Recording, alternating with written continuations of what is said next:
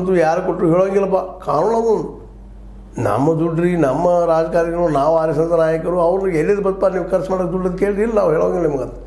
ಇಲ್ಲಿ ಪ್ರಜೆಗಳು ಮುಖ್ಯ ಅಲ್ಲ, ಅವರ ಆಡಳಿತ ಮುಖ್ಯ, ಅವರ ಅಧಿಕಾರ ಮುಖ್ಯ.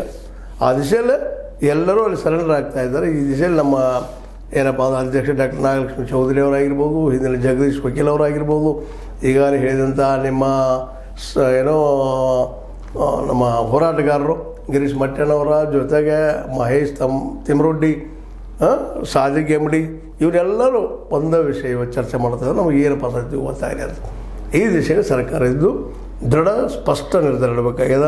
ಯಾಕಂತಂದರೆ ಸ್ವತಃ ಅವ್ರ ಪಕ್ಷದವರು ಇವತ್ತು ಕೇಳಿಸ್ಕೊಂಡು ಮಾಡಿದಾರೆ, ದಯವಿಟ್ಟು ಇದು ನಮಗೆ ಕೊಡ್ರಿ ಅಂತೇಳಿ. ಇದು ಕೊಡ್ಬೋದಾ? ಇದು ತನಿಖೆ ಮಾಡಿಸ್ಬೋದಾ? ನಮ್ಮ ಸಿದ್ದರಾಮಯ್ಯನವರು ಯಾಕೆ ಸೈಟ್ ನೇಮಿಸಬಾರ್ದು? ಇದೆಲ್ಲ ಪ್ರಶ್ನೆಗಳಿಗೆ ಉತ್ತರ ಸಮೀಪದಲ್ಲಿ ಸಿಗ್ಬೋದೇನೋ ಅಂತ ಎಲ್ಲರೂ ದಾರಿ ನೋಡ್ತಾ ಇದ್ದಾರೆ.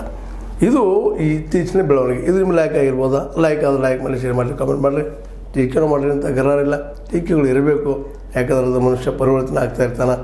ಅದಿಶೆಯಲ್ಲ ಇಲ್ಲಿ ಯಾರ ಮೇಲೂ ಆರೋಪ ಇಲ್ಲ, ಅಪರಾಧಿ ಅಂತ ಹೇಳ್ತಾ ಇಲ್ಲ. ಅದು ಸತ್ಯ ಗೊತ್ತಾಗಬೇಕು ಅನ್ನೋದು ನಮ್ಮೆಲ್ಲರ ಬೇಡಿಕೆ. ಜೊತೆಗೆ ಅದನ್ನು ಇವತ್ತು SIT ಮೂಲಕ ಹೊರಗೆ ಹಾಕಿರಿ ಅಂತೇಳಿ ಅಧ್ಯಕ್ಷ ಡಾಕ್ಟರ್ ನಾಗಲಕ್ಷ್ಮಿ ಚೌಧರಿ ಅವರು ಆಗ್ರಹಿಸಿದ್ದಾರೆ.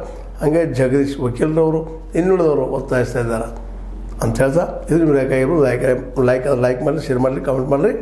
ಜೊತೆಗೆ ಸಬ್ಸ್ಕ್ರೈಬ್ ಆಗೋದು ನಿಲ್ಲಿಸ್ಕೋಬಾರ್ದು. S60 ನ್ಯೂಸ್ ಅರ್ಥತೆ ಸಿದ್ದರಾಮಯ್ಯ ಸತ್ಯದ ಕೈಗಂಡಿ ವಂದನೆಗಳು.